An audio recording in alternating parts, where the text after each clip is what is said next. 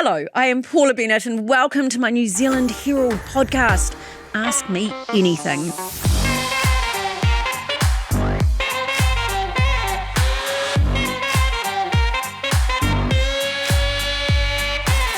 Now, one thing I've learnt in life is it's never too late to learn something new. So on this podcast, I talk to people from all walks of life to hear about how they got to where they are and get some advice and guidance on some of life's biggest questions. This episode, a member of Kiwi pop royalty, from being discovered as a 14-year-old in the 60s to a career in London and travelling the world, Suzanne Lynch has made music her life and career for 60-odd years. Her new book, Yesterday When I Was Young, tells her story. I am thrilled to have Suzanne in the studio with me. Welcome and thank you for the book. Thanks, Paula. Okay, shall we do a quick fire and ease in? Sure. Okay. What's something most people don't know about you? Most people don't know about me. I'm quite shy, really. Yeah, and that's funny for someone that's on stage. And Yes, is that where this other persona kind of comes in? It is, I think. Once I'm on stage, I'm really comfortable.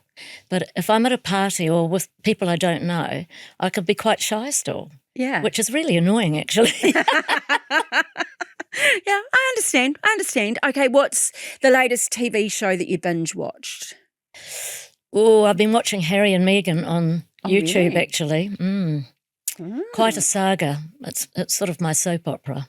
It looks like it. Yeah, I sort of think, I feel like it's like a rabbit hole I could well and truly go And I down. hate to confess, I still love Coronation Street. Can you believe it? Oh, good on you. It's all those years in England. Okay, if you could time travel, would you rather go to the past or the future? Oh, I'd like to be 15 again, I think. Would you? Mm-hmm. Yeah, well, you did a lot in 15. When I was writing my book, I felt like the year I was writing about. And 15 felt pretty jolly good, actually. Yeah. I mean, what an experience. And so let's talk a bit more about that because, as I say, I just found it a fascinating read. Thank you for all the photos. You're welcome. Because they were amazing. So was it fun trawling through It was. all the photos of the time and finding all the... Well, Karen Hayes said to me, bring all your photos, but she didn't know I had boxes of them. Because when I wrote it initially, I wanted it to be for my family and a story and a photos, or a couple of photos, story and a photo for my grandchildren. So... Okay, let's learn more about you, and then I really want to get into, Okay. I love your ethos of say yes, so let's talk a bit more about that in the second half. Okay, so let's start. Suzanne, Susie, I noticed all of them throughout the book. I get them all. You do? And what do you prefer? Susie. Do you? Yeah. Is that more what you... Suzanne is my stage name, really. Yeah. My dad always said Suzanne, and I knew I was in trouble. But most of my friends call me Suze or Susie. Cool. And so talking about your dad, he sort of said in your very early years as a child that you were the worry of his life. Why would he say something like that? Because I was constantly in trouble. Oh, really? So just mischief or curious? Or... Mischief and curious, both of those things, I think. Just fully confident, and go out there and do, if I was going to, I always said yes. Yeah. But whereas you're as young as 3 years old and going missing and herding cows and doing all of this sort of crazy stuff that, like it just is fantastic. I just thought I'd help my dad out because he hadn't had his breakfast. And I knew Pat, our working dog, every whistle. So apparently I marched down, well, I still remember it actually. I marched down the road. It was about a couple of 100 yards, opened the farm gate. The dog rounded the cows up. And they were coming up the road as my father found me there with a stick going. And this is 3 years old. 3 years old. Yeah, that's so incredible. That's probably one of the things. There's many more. And you did say early in the book that you felt you were different to everyone else. Why was that? I don't know. I just always felt like I wasn't part of what was going on. I suppose I had different ideas and I was so different than my sister, who I adore. But we were just so different than each other. And I always used to tell people they found me in the vegetable garden, And do you think that's the more creative brain that you had? If you look back now, you might not have known then, but if you look back now, we see it in the fashion that you designed. Yes, it you could can have see it in been, the music, and you know, you creatives are known for being a bit in another world. I was sometimes. a deep thinker too. I had a special tree that I used to sit under and think.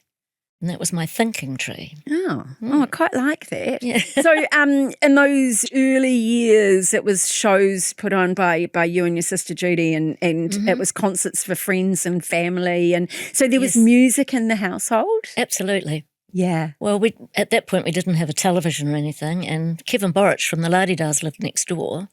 So we'd always hear him practicing guitar, doing all that sort of thing. And my mother used to get us around the piano and teach us Stephen Foster songs. Do you remember the old Stephen Foster songs? Yeah. And Judy was older than me, so she got the harmonies and I got the melodies. Oh, that's fantastic. But you were kicked out of the school choir.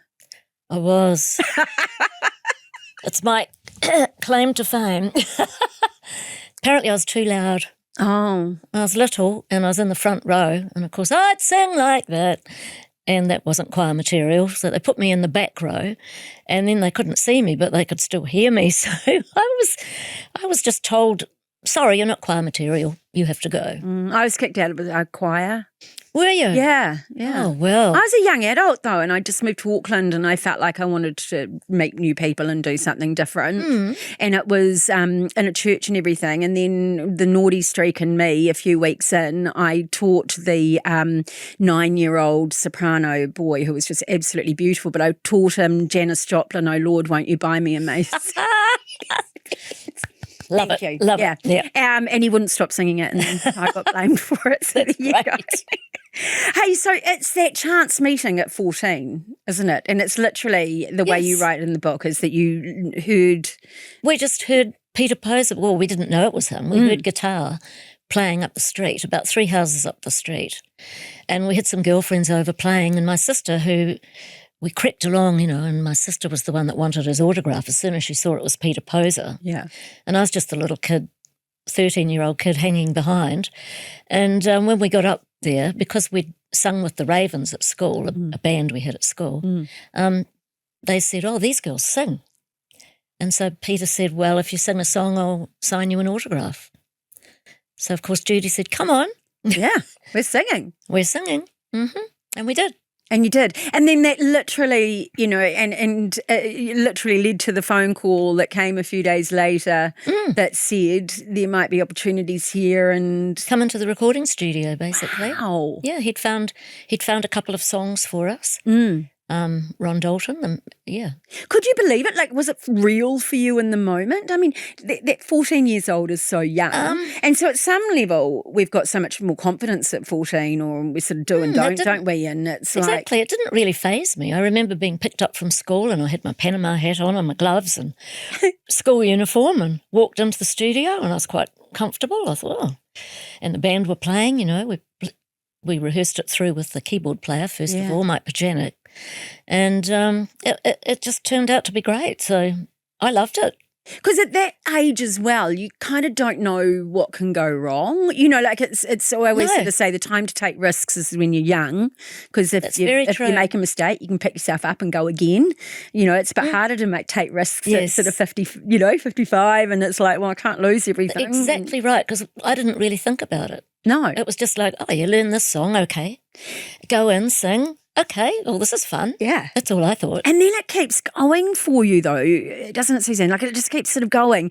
And I couldn't help but think how that must have been. I mean, your parents sounded amazingly supportive. They were. Yeah, and they're with you. But I don't know how Can you think of it as a parent now, sending your 14-year-old, 15-year-old off with a sister with bands and things and playing in goodness knows where? It's incredible. Yes, it still amazes me how they let us do it. Actually. Yeah.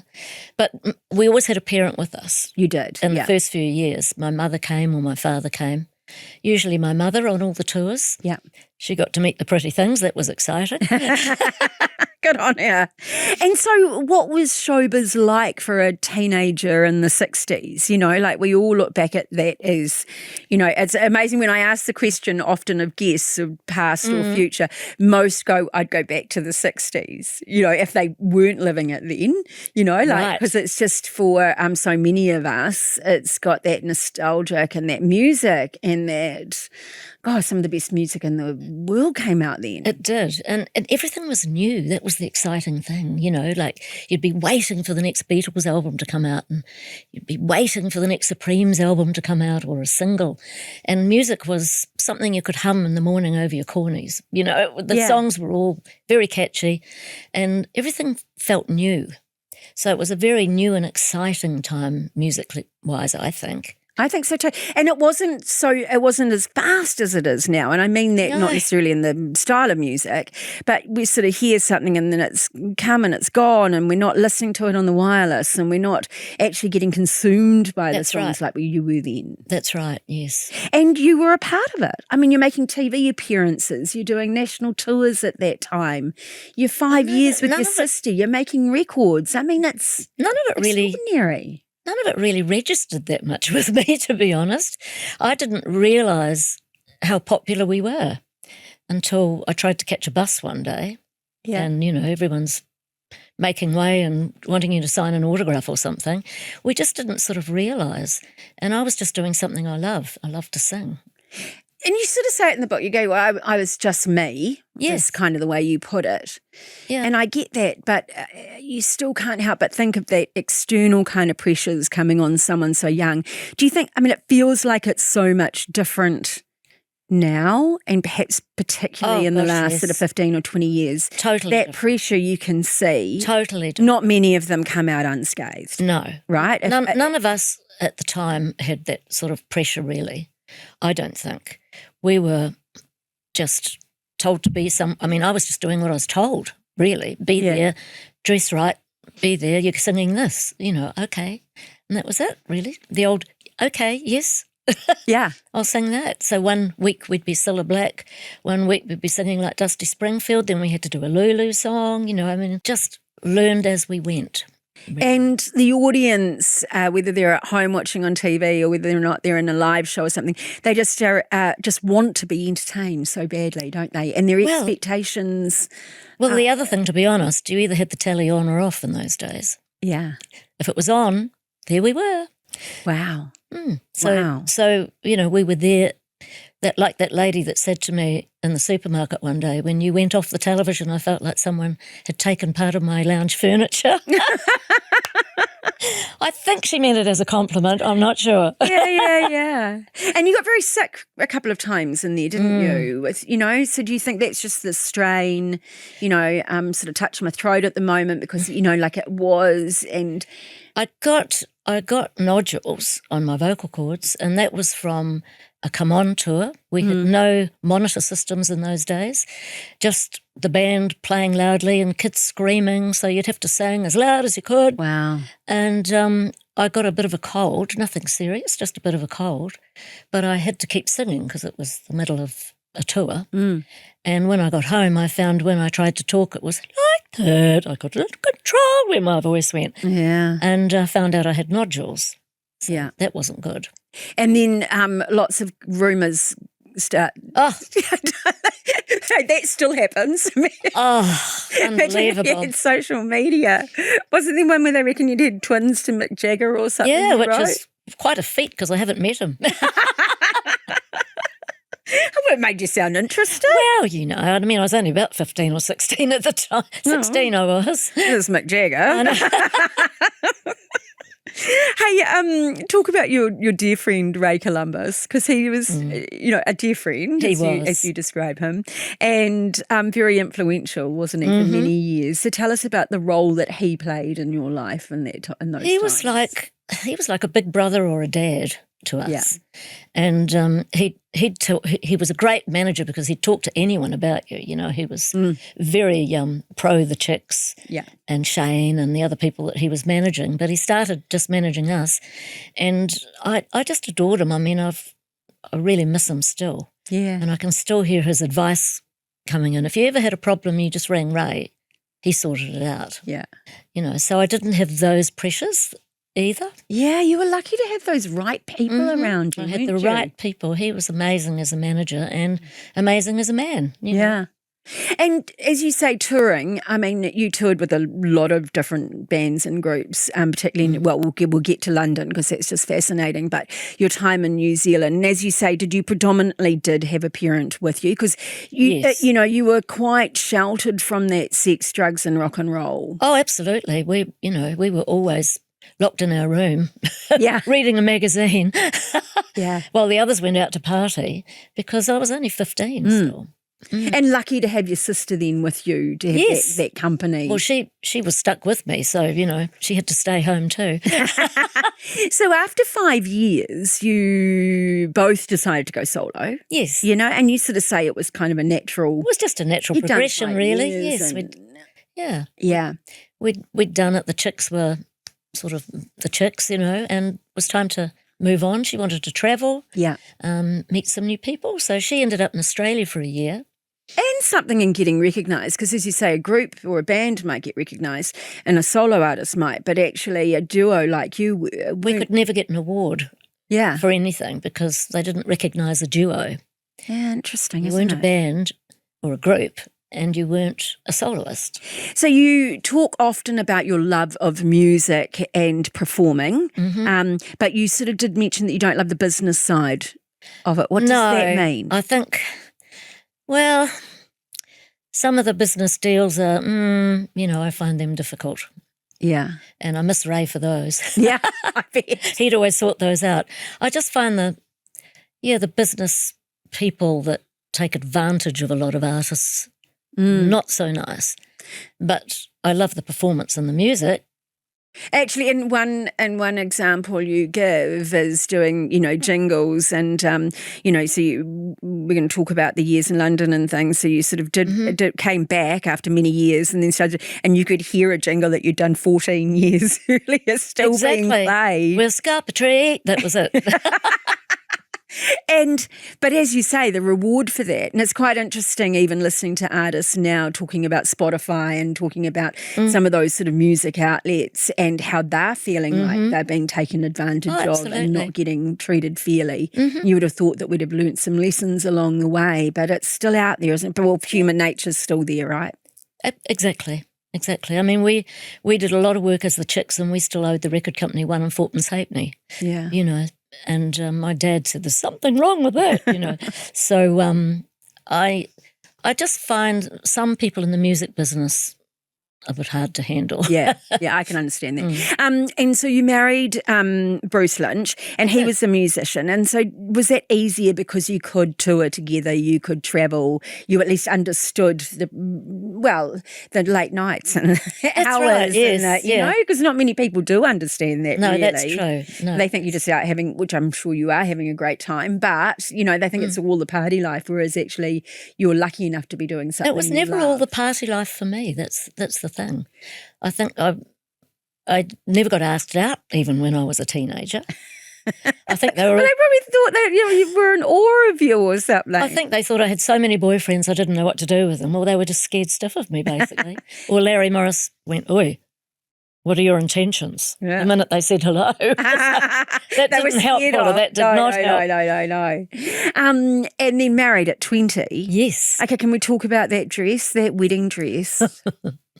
And the bridesmaids' dresses. Okay, yes. You need to get the box just so you can see this dress, this mini. Oh my God, though, it's gorgeous. Thank you. Yeah, I used to design our outfits a lot, and I always wore really, really short little dresses. Well, you're petite. Yeah. Right?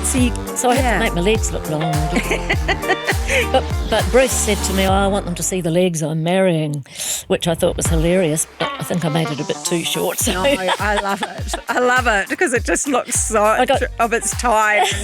And there's that wonderful sort of meme right now that sort of goes, your grandmother wore mini dresses. I don't think the bridesmaids were too impressed, but, they had to match me. me. So Well, hey, it's your day. my wedding, yeah. And so that fashion creative did interest me because you were young, right? Mm-hmm. And, and you talk about, some of those outfits of, one of the first ones of going and trying on jumpers and then realising they're long enough to be dresses. Exactly. And then wearing them and designing that. There were the lovely floaty numbers, weren't there? Yes. And yeah, so I did love you just those. sort of sketch them or just have an eye for it or tell them what you wanted? Yes, sometimes I'd try and tell the television people and they'd make them up, or I'd take it to my dressmaker and have a little drawing or something. Yeah. Yeah, very clever, very clever. I agree with you with what you said in the book. If you hadn't gone to music and that, you might have gone into fashion. Oh, you think? It looked like it to me. Okay, we are going to take a quick break, and when we come back, we'll talk about your time in London because it's fascinating, and I think get some advice on taking opportunities and what it means to say yes. Back soon.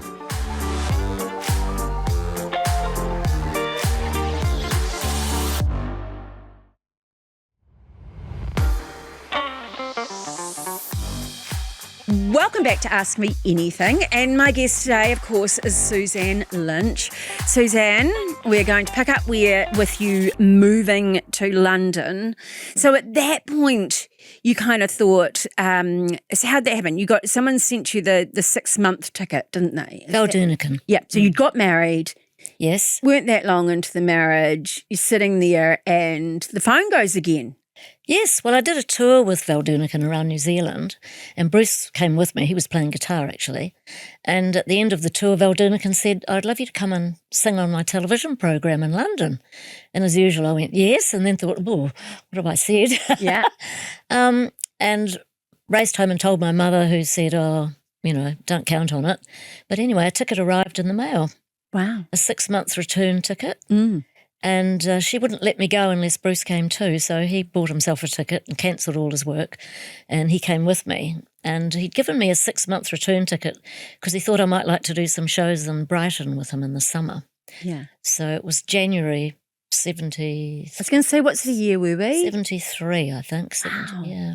I mean, that's really something. Here you are. I mean, you've had so much success in New Zealand. You're wildly popular here. But we don't think much of it these days, but you literally hop on a plane and off you go. It was a big trip in those days. Yeah. Yeah, a really big trip. It was quite a scary thing to do.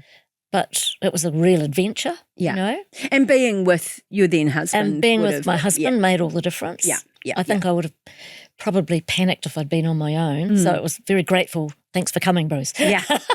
And you were lucky enough to have friends that had a flat, so you had somewhere where you could. Yes, well, they didn't actually have the flat. We all went out looking for a flat together. They met us when we got there. Yeah.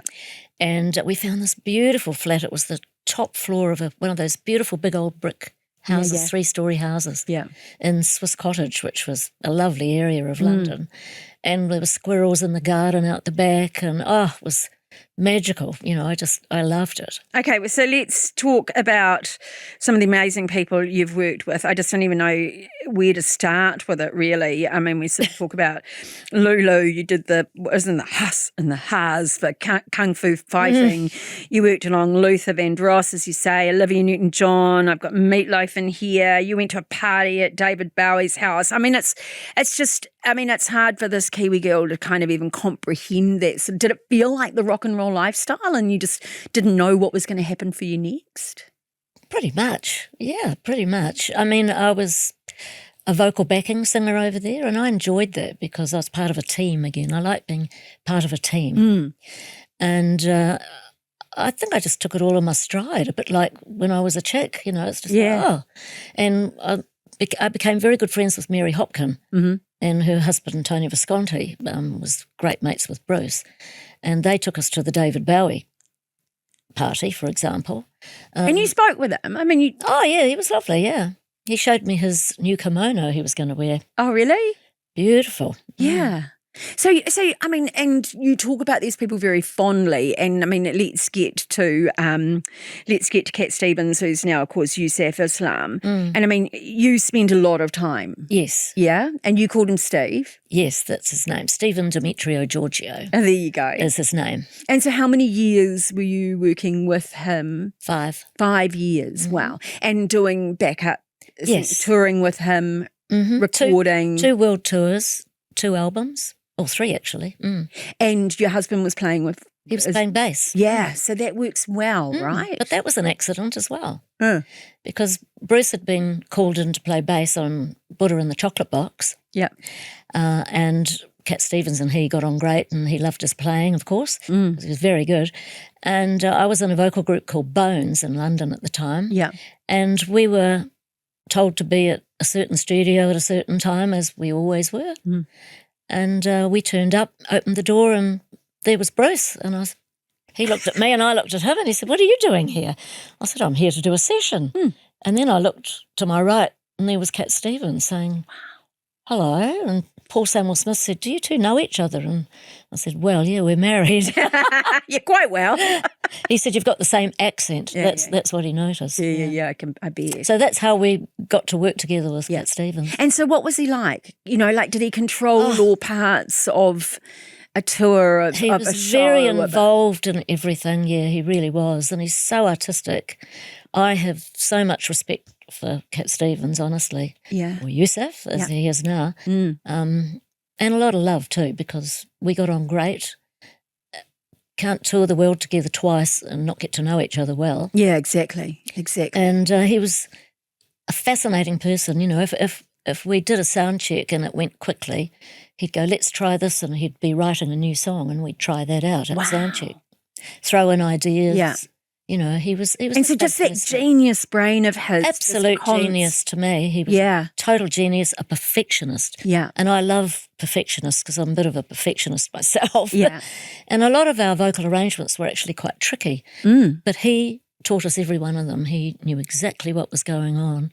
And you can watch on YouTube, there's Yusuf Islam, Cat Stevens, 1976 live, which was live on tour.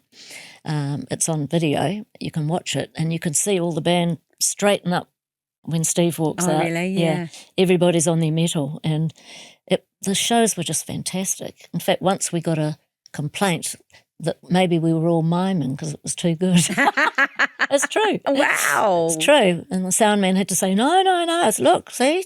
Yeah. And he was one of those artists that took it all so seriously as well, that he wasn't into the big party life. No, and it wasn't he was. It was his songs, about the music. It was about the fans. It was. And the music that he's written and the songs that he's written, the lyrics, tell his life story, Yeah. Yeah, he's an amazing man, I think. And you've remained friends with him. Yeah. Yeah. And your sons, your son, they know each other? They do. Is that right? Urios, yes. Okay, well, you better tell people about that. So your son, Andy. Yes. Yeah. He's in Z. Yeah. He went to London with Z, and Cat Stevens took he and Urios out for dinner. Yeah. Urios asked Andrew to play with him when he was out here with Cat Stevens in 2017, I think it was. Wow, okay. And he played a couple of songs in the first half of the shows here in Auckland and down in Christchurch. Oh, that's incredible. So they still talk to each other on the phone, they're friends. Yeah, yeah. Oh, that's neat to see it coming through that next generation as well, isn't it? When we were in Christchurch, Yusuf said to me, we didn't think we'd ever see this day, did we, that both our sons would be playing on stage together? Yeah. Because Yusuf was one of the first people to see my son when he was born. He was the first one up to the hospital to have a look. Yeah. Which is a bit special. Oh, that is very special. Okay, tell us about Madison Square Garden. So have you played there twice? Is that correct? Yes. I mean, is it just as extraordinary? I've been. So, I mean, it just must be the atmosphere. Yeah. The atmosphere was incredible. Really was, and in those days everybody held up cigarette lighters. Like you do. Which you wouldn't do today, health and safety. Well, particularly with all the hairspray. Exactly, but it's something that will never leave my memory. Yeah. Vivid and is it that energy from the crowd that's coming up? Absolutely. And you can see them responding to what's happening on stage with you. The and American the music. audiences were so outgoing. the English audiences were really loving it and yelling, but the American audiences, full on. It was just fantastic. Yeah. I love that. And you talk about the book, and you sort of touched on it a little bit earlier, that realising, with your mum in particular, but I think it's broader than her, because it's one of those things that we've got people who are a cup half empty and those that are a cup half full, right? So you're the forever optimist. I am. And yet she was kind of the pessimist. She was. They won't call. That's that's right. nice, Suzanne, but yeah. Mm-hmm. And that's quite true for you, do you think? Oh, absolutely. Yeah. She was always, oh no, he won't ring. Don't get excited. He won't ring. So how important do you think your own attitude and mindset is, if we're kind of giving people advice out there that, look at your extraordinary life and then just go, how important was your mindset in that? I think with me, I tell my pupils, I teach some people now singing and performance, and I always say, if you do your homework, like my homework was working on Come On, working with the chicks really. Yeah. Because Kevin Moore was very strict, and wonderfully so, because, boy, he educated us all. And Ray Columbus was my other educator. I always say I went to the Ray Columbus Kevin Moore School of Music. Nice. So when I went overseas, if you get the opportunity, say yes, but have the goods to back it up with. Well, I'm gonna add another dimension that I thought while reading your book was that I also, and I was fortunate enough to interview Rebecca Gibney a while ago, our wonderful actress that spent so much time in Australia, and I saw a similarity between you and her, and I just thought she was someone that people wanted to work with because they knew you'd be. The way I read it, I thought that you'd be fun, you would turn up on time. You would have done your lines and know your stuff.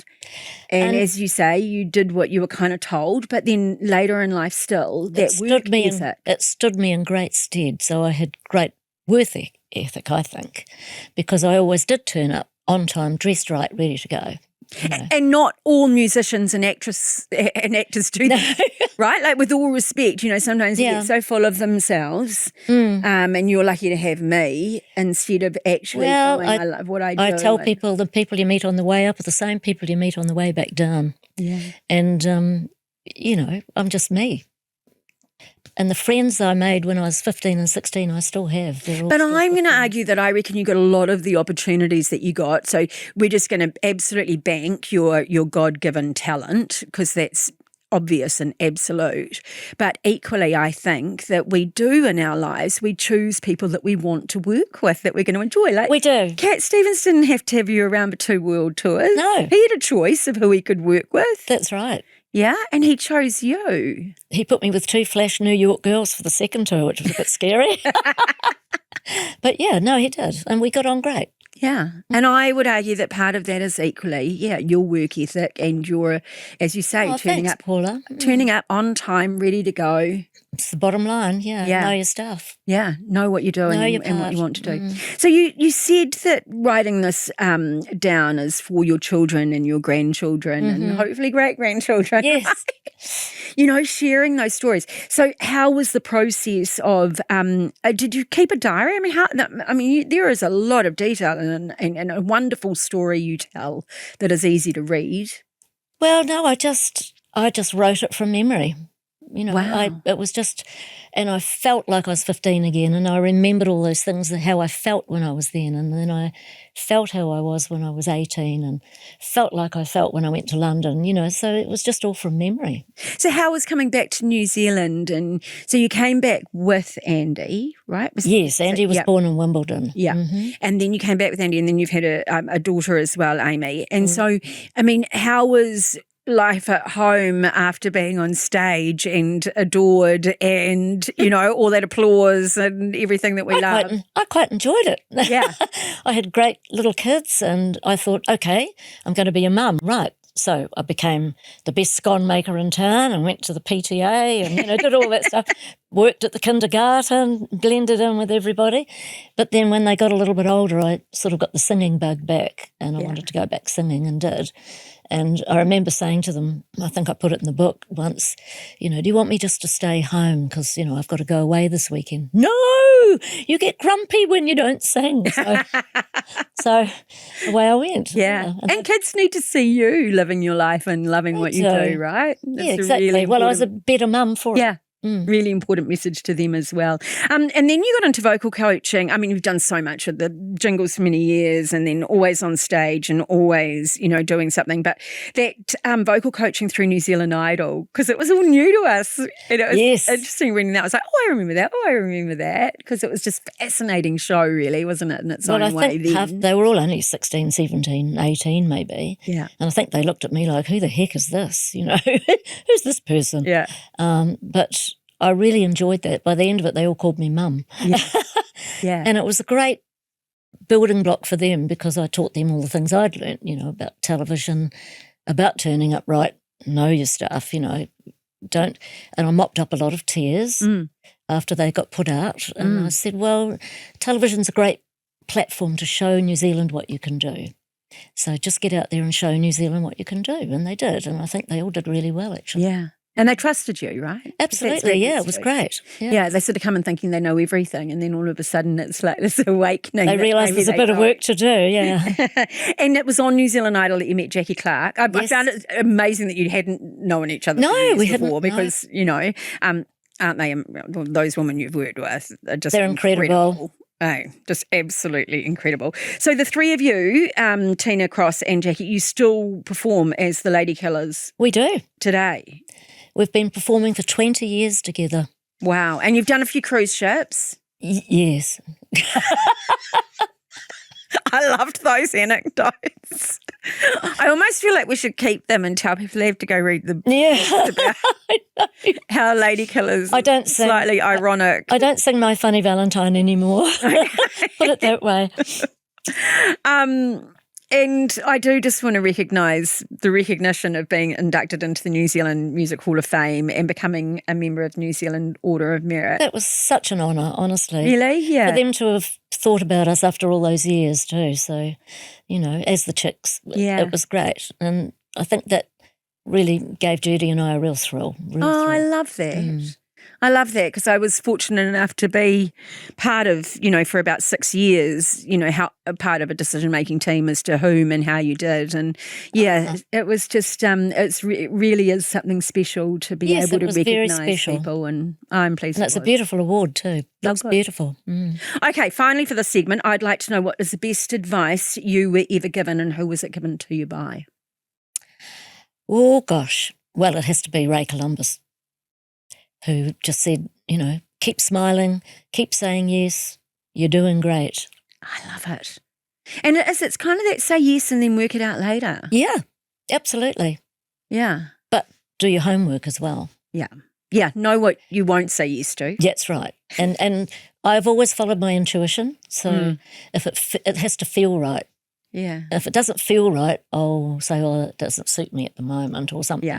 But if it feels right, I always say yes and then figure out how I'll go about it later. And there's something in that with a little bit of age behind us as well, is that you do when you look back and you think, that didn't go so well, and you think, I knew that.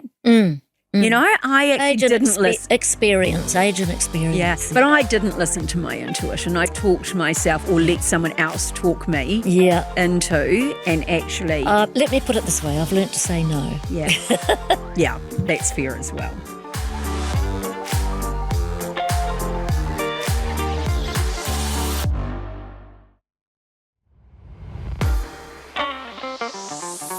Okay, Suzanne, the podcast is called Ask Me Anything, and so far I've done all the asking. So this is your chance if you'd like to ask me anything. Oh, gosh. How does it feel doing podcasts and finding out about everybody's lives? It must be fascinating. It is absolutely fascinating.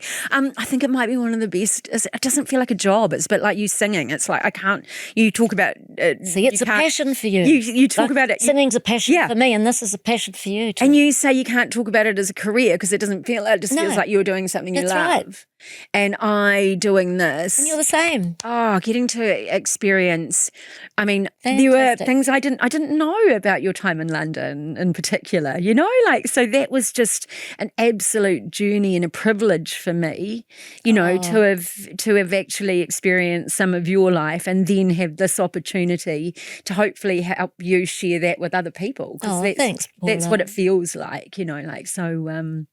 That's yeah. great. Yeah, no, it really is. And things like that. So, look, Suzanne, thank you so much for coming in today. You're most welcome. I've really enjoyed it. Me too. Okay, come on. This is it. Suzanne's book, Yesterday When I Was Young. And I mean, people, you need to, because there are some of the most stunning outfits. We've got there's photos on pretty much every page, which I know it's not all about that, but it is kind of cool when you get to read about it and then go into it and have the pictures as well that give you that sort of experience too.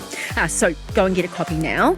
And that's it for another episode of Ask Me Anything. If you've enjoyed this episode, please follow Ask Me Anything on iHeartRadio or wherever you get your podcasts. Make sure you check out some of our past guests while you're there. I'll be back next week. I'm Paula Bennett. Ask Me Anything. Goodbye.